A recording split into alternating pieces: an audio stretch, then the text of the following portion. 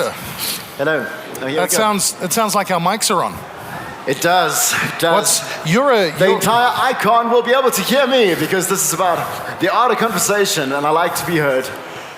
Well, is that a little bit too loud? No, you kind of just blew my intro because I was going to start making a comment about the fact that Chris Jordan has one of the more enviable careers in radio in South Africa, has interviewed some of the major luminaries in pop and in rock.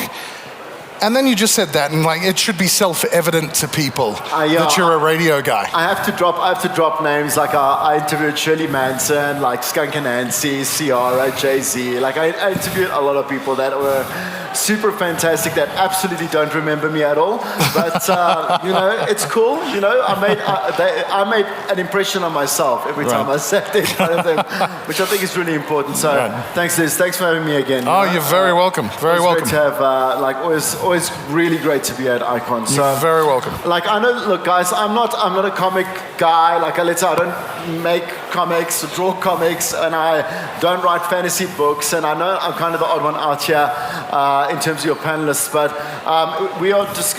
I'm part of new media, and the thing is that today is about the art of conversation. And last year when we had, I was here, we had a bit of a chat, a little bit of a PowerPoint presentation. It was a little bit rigid and so on. And I found that, this year I just want to open up to speaking to all of you that are here, right? And I want to prove a couple of things to you because my hypothesis here this year with podcasting is about how you need to find the importance of being able to document your life right now in a digital age that could be not only important to you because we live through we're living through a digital age where all your life stories on Instagram, right? You got Insta stories, you're sitting there, you document your life there, you got tweets going out there, you got Snapchat, whatever it may be. But this is an audio diary about your life, okay? And the thing is that you don't have to be a broadcaster like me. I've been doing this for 18 years to have to know that you are now I'm not the creative here.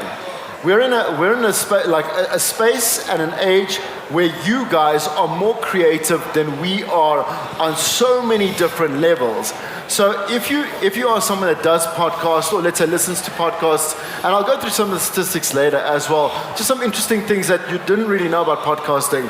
The people that are doing so much better than I am are women that are creating mommy diaries. It's guys that, let's say, are documenting how they are cosplaying from really, really crap costumes or whatever it may be that they're doing, from like boxes and styrofoam all the way through to like these fantastic, I say title winners or whatever it may be, and getting into the headspace of what real people do when they talk to real people about real things. And that's what the medium of the spoken word and audio is the strongest and most effective out of any medium out there. You might think that visuals are stronger, but it's not. You might think that, like I said, digital is stronger. It's not. The spoken word is so much stronger because we reach the largest majority of the global public immediately. And we speak to the heart of people immediately and most effectively, okay? So, just throughout the next couple, obviously, let's say the next hour or so, please, very interactive is what I like, but I decided to show you, look, I'll tell you a little bit of background on myself, and the big background is that I'm socially awkward. I did not speak a lot. I also am just, again, socially awkward as it is, so I look at people and I kind of get like all nervous and whatever it may be, which is kind of counterintuitive to like the career that I chose as well. Sit in front of people, want to talk, want to communicate. But you know what? Everyone has a story, and every one of you can ask questions. Every one of you speak to people every single day of your life, right? And so everybody can do exactly what I do. I've chosen, I walked around, I came in earlier, and I picked 3 people at random, right? So Mel, Ziad, and Tristan. That's the first thing I know about them. The second thing I know about them is only one random thing. Only one random facts, okay, that I picked from each one of them, right? Tristan sells decorative skulls on behalf of his dad, okay, that's what I know. Ziad has some kind of accent that he uses when he introduces his Afro manga. I don't know more than that. And Mel, who is a digital artist, is that right? Traditional artist was a pro golf player. That's all I know about them. Okay. Now I'm gonna show you how I can create a small conversation about these three people that I don't know. Mel, would you like to come up here? Okay. And I just want to, I want you to see how it is so easy to just be invested in the person that you are talking about or talking to. All right, so Mel, fantastic. All I want you to do for the moment is just show up, show some of the guys, some of your works. I'm sure you've seen there. It lights up. Your store is called Inks MD. Hold up a little higher, because they need to hear that. Beautiful stuff. Inks MD. Stuff. Unbelievable stuff. Cool. Now, okay, all I know again is that she's a pro golfer. Okay. Is that amazing? Great stuff, eh? Beautiful. Okay. Let's see if I can actually, if I fail at this, it's going to be miserable, but that's not the idea. Okay, I'm going to zone in here. I'm going to lock into what she's about, and I have nothing to say about myself. It's not about me. So, okay, Mel, pro golfer, how long? I was actually training to be a pro golfer. Okay, and then I had how do you decide to train to be a pro golfer? I had nothing else to do when I finished my studies in France. And what did you study in France? I studied history and tourism. How did you get from here to there and decide what were you going to do with that? I was going to be a tour guide, so I specialized in educational tourism. Yeah. And I did the whole tour of the trenches, and I specialized in World War I particularly. Unbelievable.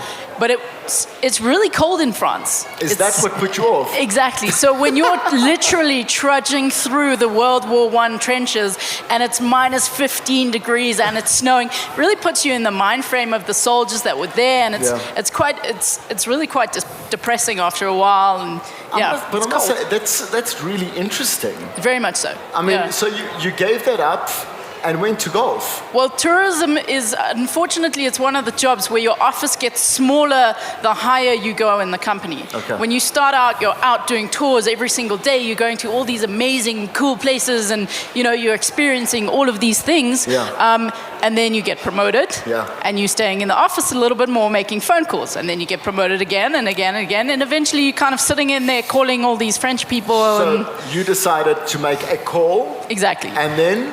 Come back to South Africa. Okay. And I was supposed to go to America, and things fell through, and my dad got ill, and blah, blah, blah. And then I was like, I'll just go hit a couple of balls. I played when I was 12, and I was like, you know what? This is actually really fun. Yeah. This is a fun thing to do. I'm outside again all day, which is what I loved about tourism. Yeah.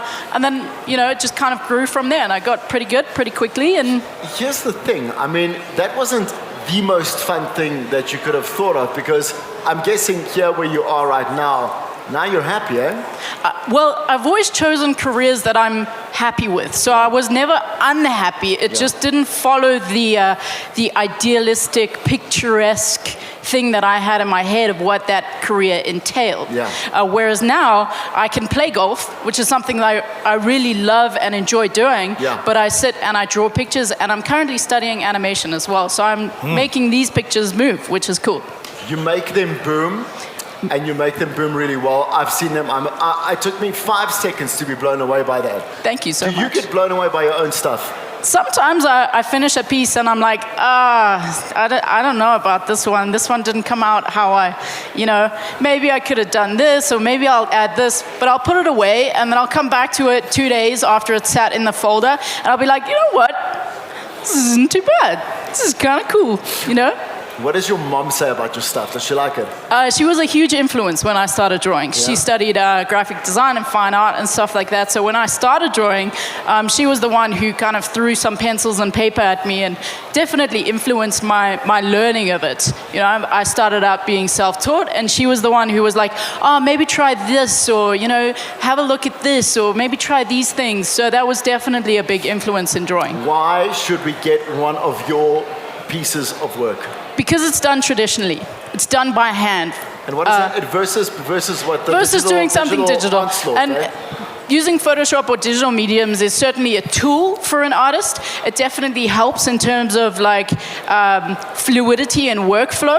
But doing something by hand, you cannot get the same thing over and over again. You know, if I make a mistake, I either have to work with it or try and erase it or kind of adapt to it, especially if you're working with inks. If you make a mess, you got to go with it or start again from scratch, whether you're 5% of the way into a piece or 95% of the way into a piece. The secret ingredient is love.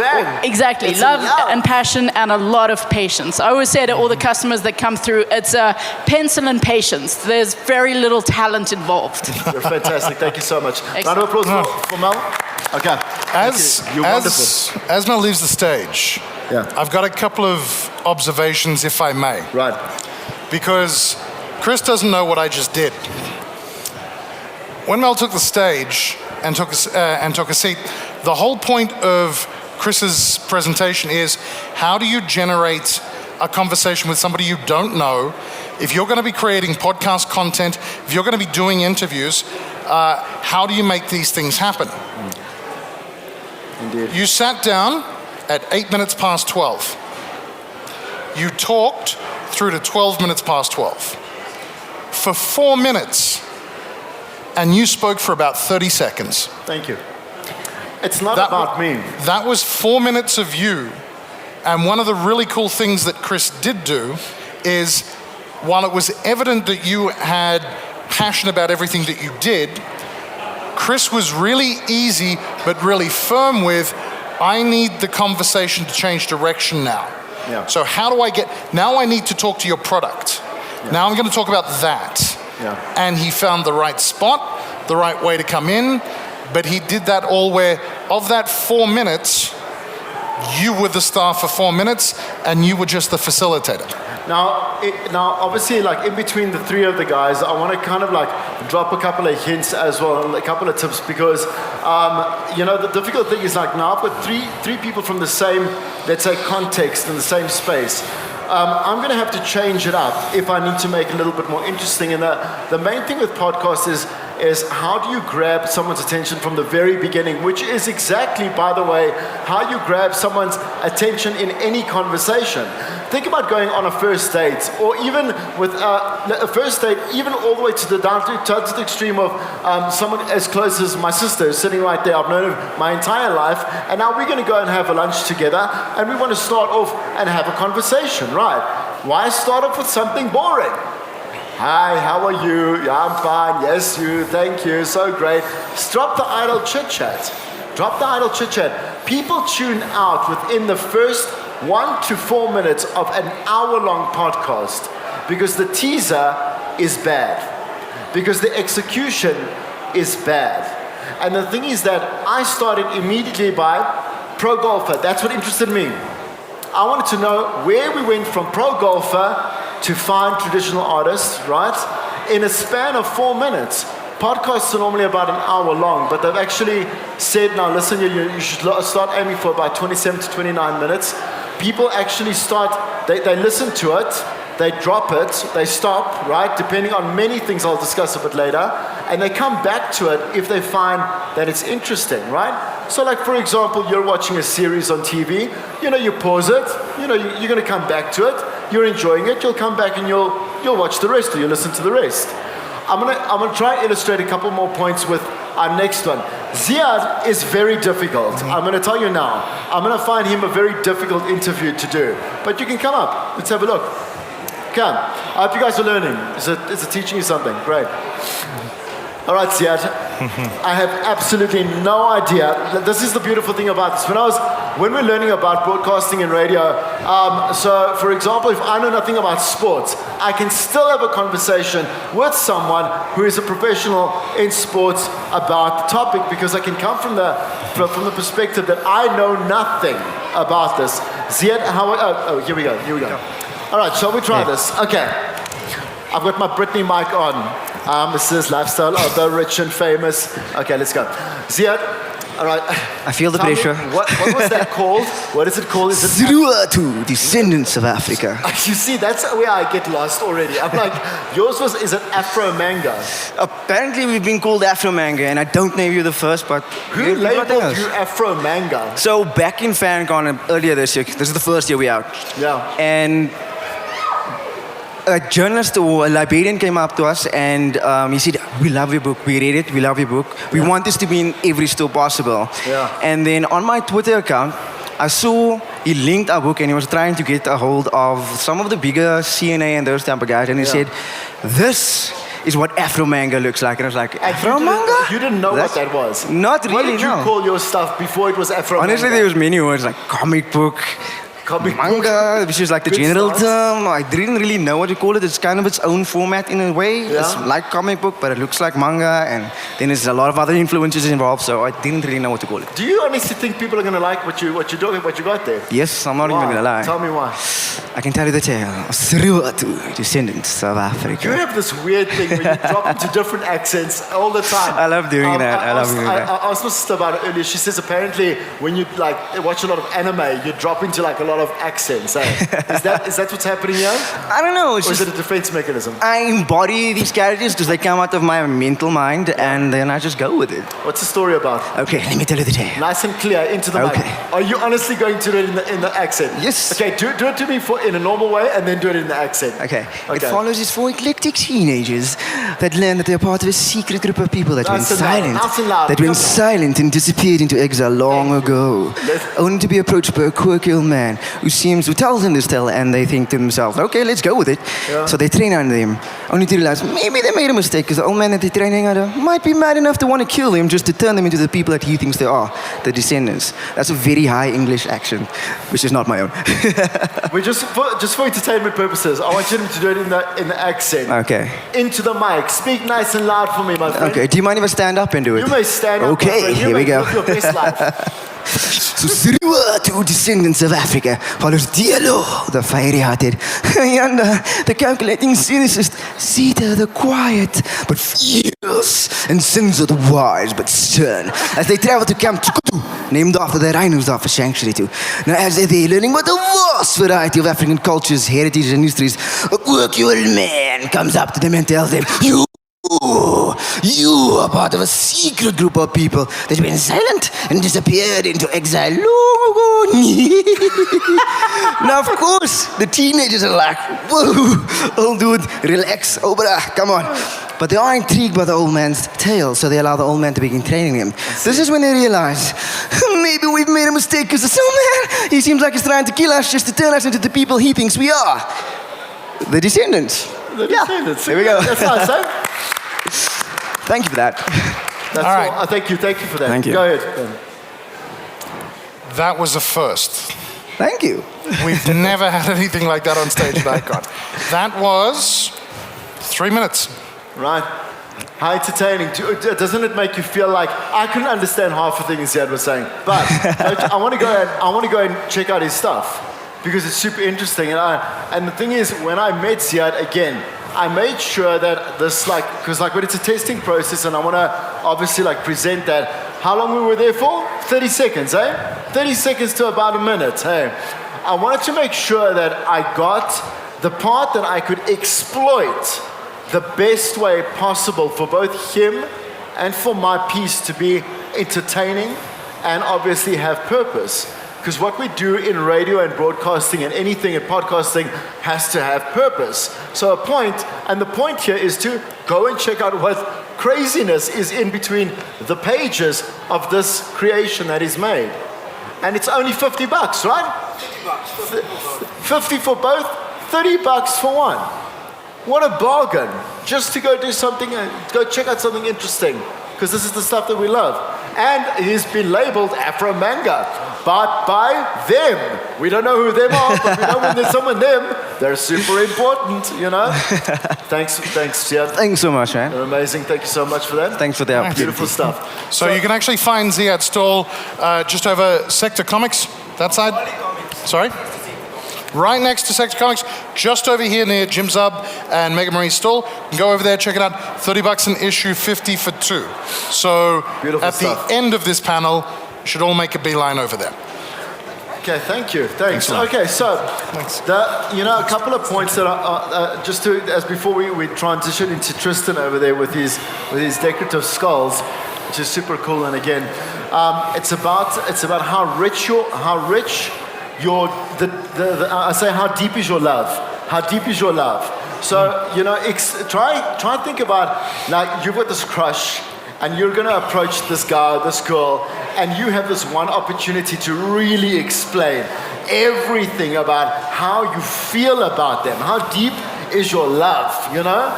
Think about how many, and you've got like an open window. They will listen to anything you got to say, and you go like whatever, head first into everything you want to say. You're not going to sit back and do something plain and something generic and something boring. You're going to really go at it with like the richest amount of words and emotions that you're trying to explain to them how you feel.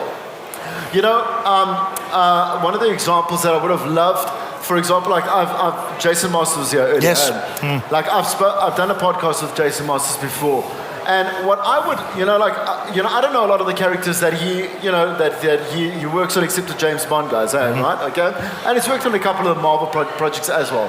Coming up with his own character, how much buy-in would I have if I had a documented Audible series, or even a video Audible series, right, about how the struggles that he faced from the moment of conception all the way through to his finished product. Do you understand what I'm saying to you? Taking these fans on a journey, you know what I'm saying, of where your artwork or where what you're doing to the finished product would have been beautiful.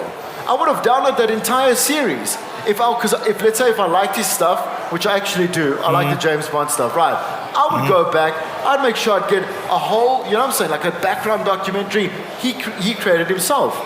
It's just so important that you know what, you don't have to go and make these fantastic podcasts that sound and are edited beautifully or whatever. But let's say you're becoming, you're a new mom. Like I say, I know it sounds silly, but how awesome would your experiences be? You know what I'm saying? Even for your own track record, to look back and say from week 1 to like week 54 to week whatever it is, right? And not that you're documenting like something boring like a Richard Attenborough wildlife or whatever it may be, but all the fun parts and all the emotional parts and all the down parts, the parts that speak to other people just like you, because everyone has a story to tell. Absolutely. Are we ready for Let's try Tristan. a decorative skull? Yeah, you heard me correctly. This is a decorative skull. Now, what I'm going to do with Tristan is because now you see, I knew nothing. Did you note that I knew nothing about what Ziad was? I know nothing about Afro manga. I know nothing about it. But we made it entertaining, We made it entertaining enough for you to go there. If you'd given me another 6 more minutes, I would have gone into what a manga would have all been about. Okay. All right. So we got Tristan here. So this is how I'm going to start. So here's my podcast. Let's start. So here I go. I walk into Icon. We stroll around. I buy myself a bit of immediately the first TMNT thing that I can find, because anything Ninja Turtles for me, I'm there. You can take my money. Take it. I turn the corner and I see something extremely disturbing, which is a whole display of decorative skulls, as you can see here. I have to first ask you this, Tristan. Is that a real person's skull? Well, tell me the truth. No, that's one of the most common questions that people have been asking me this whole weekend, and I've been telling them, no, not yet, but we're looking for viable candidates. Really? No, just kidding. Okay. So it's not going to go there, hey? No. I mean, you see, because if I understood immediately what I asked you the one question, why, and this explains emotions. You're trying to do like the decorative mirror, is that it, of an emotion? No, I wouldn't say emotion is the best focus about it. I'd say it's the concept of core aspects of humanity that we try to run from: our identity and death. You see, now that was so interesting for me because the first thing is I said everyone's terrified of skulls, but we all have one. So it's kind of weird. And in that moment, I felt kind of stupid. I was like, I kind of see where you're going with this, but it's okay. I'm a human being. I can feel stupid too, right? Okay. So why? I mean, there's all these the geekdom that's around it. What makes this so geeky? I wouldn't say it's geeky. It's merely an experiment. It's put there to try and convince people and make them think about death in a celebratory way. You know, like death is not something to be afraid of, and identity neither. I mean, as someone I'm working with people. I'm also in the communication business as someone who counsels teenagers and works with people who are broken. I actively encounter people who are afraid of these two concepts, and I feel like if one can view a skull, and I mean, as someone who studies theology, I'm an absolute fan of skulls, and I find that in this whole aspect, if one can change the perspective of skulls, you know, you can change the person's whole perspective on their identity and about death. How? I mean, how is that possible? I mean, I'm going to buy, let's say, one of these, right? I look at it every day. How do I then change my perspective about how I'm going to die, which will obviously happen, with a decorative skull? Well, I'd say, first of all, because the skull provides a different metaphor, I'd say if you can be forced to think philosophically about it. Okay, let's take this one. What is this one? Okay, well, obviously this piece is called The Illusionist. Okay. Now, from my perspective, it may seem as someone who's biased on one side of the eye. They only view from the left side of the eye. Okay. And it could create a very limited perspective because if the basic principle of vision and perspective is that you need both eyes. In psychology, perception is used for depth perception and stuff like that is both eyes is used, and when one eye is used, you only have a limited perspective. So if I understand, I would, let's say, buy this to make sure that I would like to remind myself often that I would not like to be that type of person, and also surround myself with other people that are like that. Am I getting it? Not really. No, I wouldn't say. Coach me. Okay, well, I'd say basically it encourages you to think about, to do introspection into yourself. Okay. And say, to come to terms with your finitude as a human, and as well to celebrate the fact, because if we were all immortal, life would be redundant, and it would be life not worth living, because there would be nothing to live towards. Well, we like to live as though we are immortal. Precisely. Like tomorrow there's another day. Exactly. That's what's quite ironic about it. Because we're mortal, we try to strive towards immortality. What's interesting is that Tristan's dad makes these things, and he's the marketing manager for this. So your dad, tell me how was your dad always a skull designer thing? Yes, I mean, that's what I admire of him the most. And I'd say that's how I got my affinity for skulls as well, is because since I was small, he always had this obsession with skulls and with death especially. I mean, one of his first artworks while he studied art in the University of Potchefstroom, he did a skull that's similar in color, but with clay, and he baked, and he just basically made molds from it. Yeah. And he was extremely, as a philosophical mind, he always challenged me intellectually to think about life from another perspective, not from a nihilistic or existential perspective, but from something that fairly optimistic, but really gives life its depth. How do you feel like this? Has it been working so far? What has the response been like? Well, despite from sales being poor, I've made a difference in people's lives in having them, encouraging them to think about life and their identity in death in different facets. Because like I said, we people try to run from it. Yeah. And as I discover while working with younger people and with people in general, I find we are so afraid of our insecurities while it makes us our identities. Which one would you choose for yourself? There must be a piece that you've got for yourself. Well, I'd say specifically this one. That's why I chose it to bring along. And why? Well, I'd say once again because... For you, eh? Okay. So open up your... Definitely. So I'd say it shows a bit of a biased perspective, like someone only viewing stuff from a conservative viewpoint. Like I said, only the left eye is covered. Yeah. And I mean, obviously, you know, sociologically speaking or politically speaking, you'd find the left is more or less conservative and the right is the conservative people. And I find this is the place where the less conservative people hang out. And I find that because the right eye is open, you only view things from your right perspective. And that's the only, as they call it in academic terms, the meta-narrative through which you view your own perspective and your own context. Thank you so much. Thank you for that. Nice round of applause. Tirsten, well done. Interesting stuff. Thanks, dude. Thank you so much, dude. As you head back, Nice. all I'm going to need from you is a head nod by the time you're back at the chair. Based on everything that was just discussed, the idea of skulls and embracing death, did you watch Avengers Infinity War? Okay, so you didn't go for Thanos I'm dropping in that the mic, movie. dude. Again, we're talking 4 to 5 minutes, Yeah. and it was deep. There was more to it than it's just a skull on a stick Yeah. with a bit of perspex across the front. There was a lot more philosophical and deeper stuff that.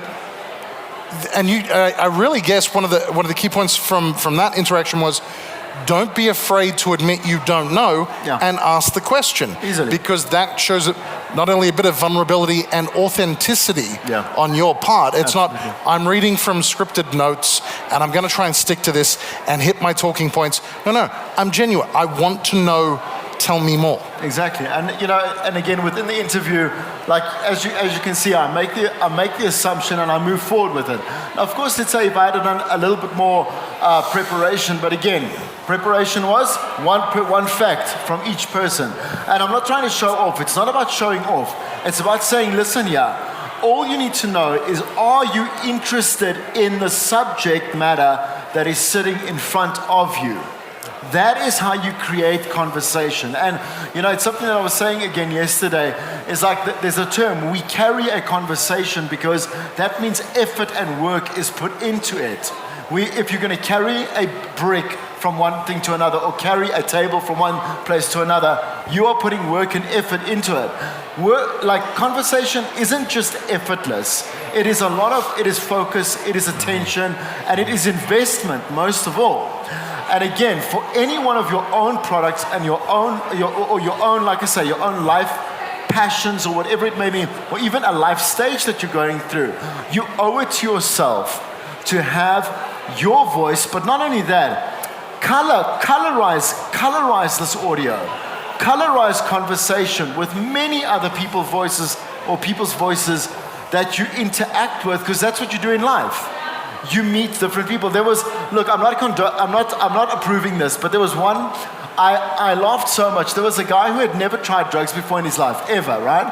And he tried to, I'm not approving this, right? So one of the podcasts he decided to take MDMA at work. And he podcasted the entire experience, which he found extremely horrific. But the thing is, the way that he planted different mics in different areas where he would be working, do you know what I'm saying? Yeah. It was novel in the sense that he wanted to document an experience that he was terrified of in an environment where he should never have done it, and it was so entertaining, not because of what happened to him, but of the way that he used it, just that ingenuity of looking at his life, which is normal, quote unquote, right? And he decided to do what would, let's say, be an example of what normal people might try, maybe not at work, but you know what I mean, right? He wanted to take a risk, and he wanted to see how well he would translate through. Do you understand what I'm saying? An audio, like kind of an audio documentary, you know, about what he did. Right.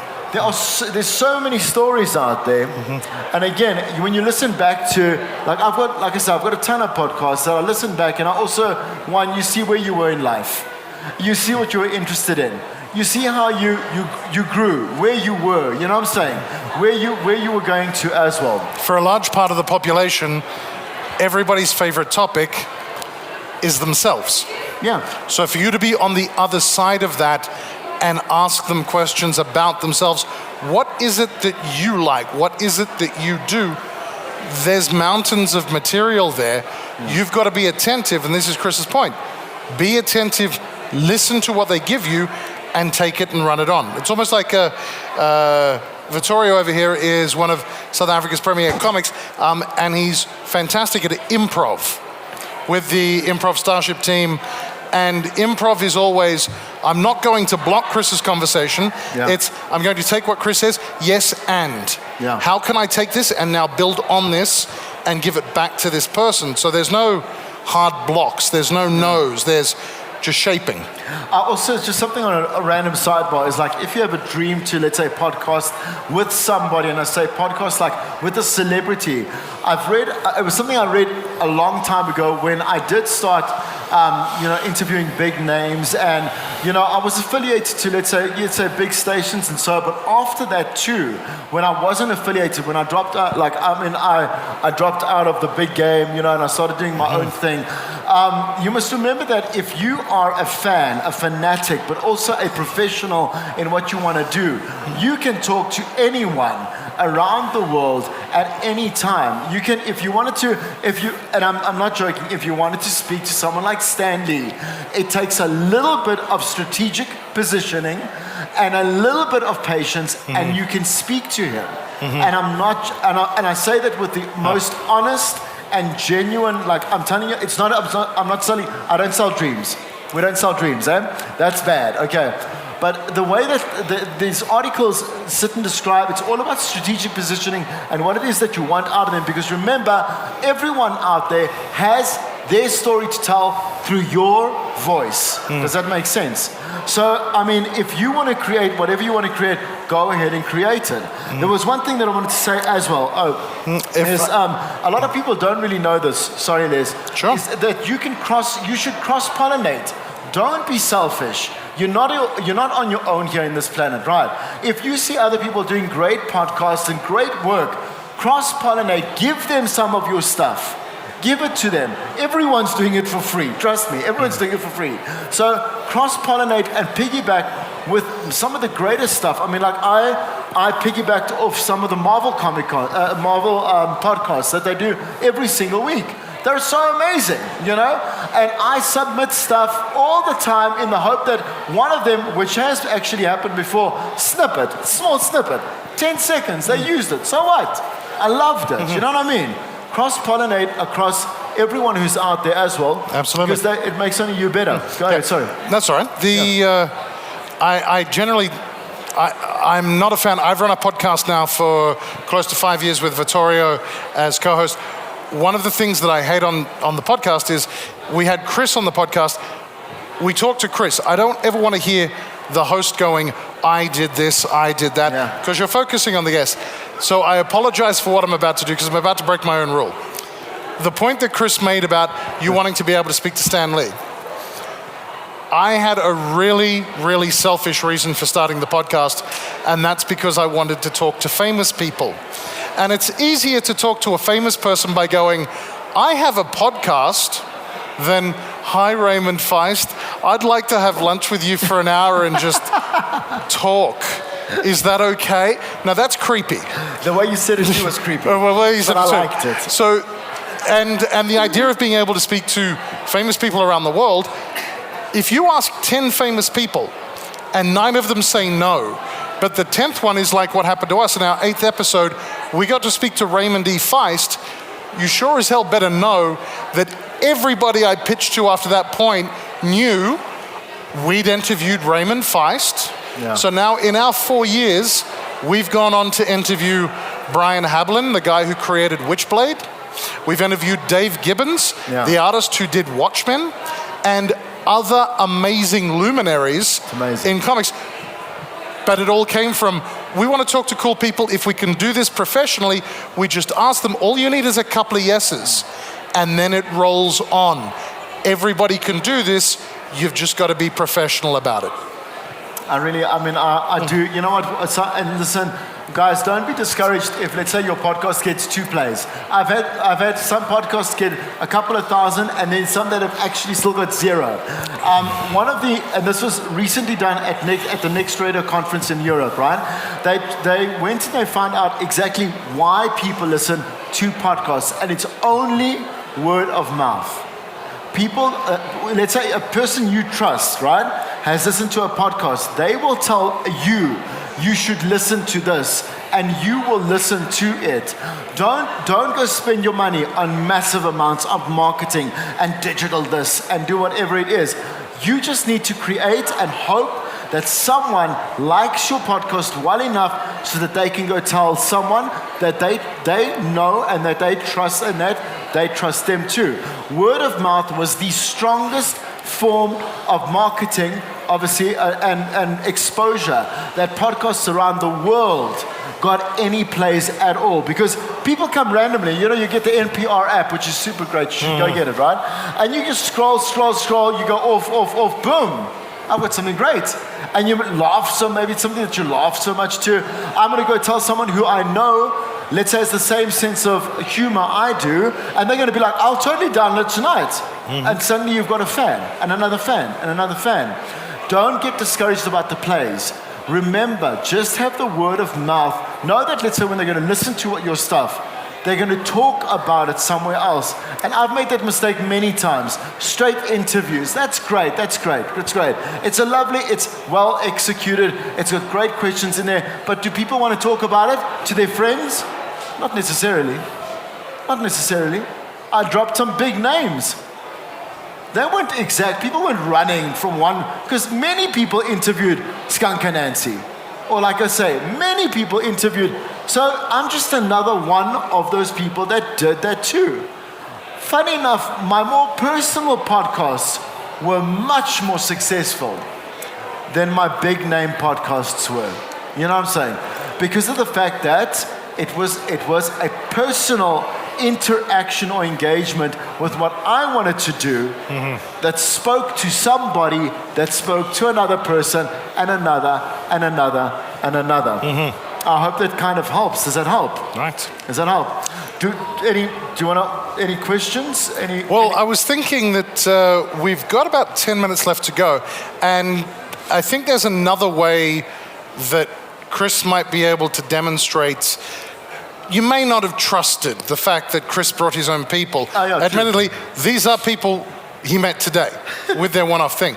But Chris has got a couple of other tricks, and this is where we're going to get Vittorio organized with that microphone. Chris is going to ask a member of the audience. I was actually blindfolded here. I'm going to blindfold myself. Sorry, there we go. Got it. We've got it. Have you got it? We've all got it. Right. So I've still got all my we need ears is out, somebody. it's so nice. Somebody here to put up your hand. Not anybody in the front row. No, put them down.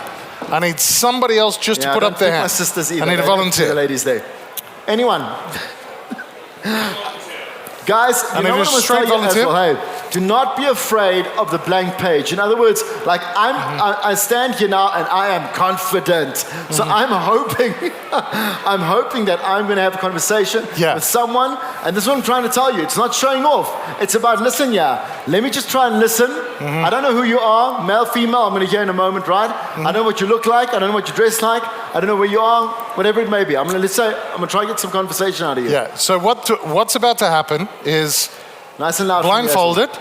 Yeah. Chris is going to talk to one person, knowing nothing about them, but trying to find out through the art of conversation as much about that person as they possibly can. I think we might actually go to that gentleman at the back there. Vic? Yes. Run through to that gentleman there. Okay, and I need it nice and loud. I'm super deaf, as you can see, grey, old, didn't take care of myself in my young years. Hi, Chris. How's it going? Not too bad, mate. I'm good. What is your name? Name is Itu. Say again? Itu. I-T-U. Okay, Itu. Okay, great. Listen, did you just, when did you arrive, I've actually been here most of the time. I've been here beginning, middle, and I'm here now. Where are you from? I'm from Pretoria. Pretoria? Oh, by the Burvas Kerten, my friend. Yeah, my bud. I'm also a Pretoria friend. I'm a Pretoria boy. Tell me something. Listen, what was your most, why did you come through to Icon? Well, it's one of the few conventions where all of us can just geek out on a few things, and I have a few friends who are into it. Tell me what your definition of geek out is, because we were trying to define geeks, nerds, etc., etc., etc. What is your definition of geeking out? Actually, geeking out doesn't necessarily have a certain genre. You can geek out about anything. It doesn't matter where it is. It's like somebody can geek out about a puppy, somebody can geek out about a book, somebody can geek out about music. When did you seriously geek out in your life? I mean, seriously. I'm going to give you an example. I went to Mariah Carey two years ago, and I literally, people moved away from me. They moved away. I actually had space, like with chairs, because that's how much I geeked out. When did you last geek out so badly, you had no shame, nothing? There was nothing. Right now, I can't remember because this was a very long time ago. I had to practice not geeking out in front of people. No, why would you practice? Let it all loose. Okay, so... Just the reason why is it's like one of those things, because I used to do theater. Yeah. It's one of those things where it's like, you need to... It's very different when you approach somebody who's famous. It's like when you approach them like going, you know who you are. It's a bit, like you scare them. Tell me tell me, who would you still, besides all your training and now that you said you try to not geek out, who would be the next person you could not control yourself, so much so that you're happy to get a restraining order against you? Any of the Chris's, but especially the one who was Star-Lord. Oh, I see. Chris Pratt. Is that good? That was very good, yeah. I think we're good. Can I see what you look like? Oh, there you are. How's it going? Not too bad. Hey. I'll give Chris a round of applause for that. Thank you. Thanks, guys. So the idea of the purpose of the scarf across the eyes is that you're not looking at visual cues. You have to listen. You have to try and actively listen to whatever your target, the person you're speaking to, is giving you, and then build on top of that. So Chris was looking for key words, and the idea of geekdom came out about. That's a deep topic. Yeah. You can really, really delve into that. And that's all, but what does it mean to you? So tell me more about yourself. And as that question hits, Itu's then sharing more about himself, and Chris is going, well, now I have 3 or 4 more things that I can try and hook onto. Yeah, it's beautiful. The word exploitation normally has a really bad, it's like a derogatory term, but you exploit and manipulate like the story out of that person. I really hope that they enjoyed that. I hope it helped, guys. And really, just tell your own story. Grab your phone, grab your voice recorder, start documenting your life. It's an almanac, man. It's an almanac of your life. You deserve to have a story told. All right, ladies and gentlemen, please, before I actually ask for a round of applause, Chris has written a book. Yeah. It's called A Word on Radio. It's available on Amazon Prime. Your website? ChrisJordanMedia.net. ChrisJordanMedia.net. You can find a link to that on there. So Chris's wealth of experience in radio and interviewing people, there are a lot of amazing tips and tricks there on how you can do this as well. This was just a brief example of all of that knowledge that he's put into this particular book. Ladies and gentlemen, please thank Chris Jordan. Thank you. Thanks, guys. Thank you.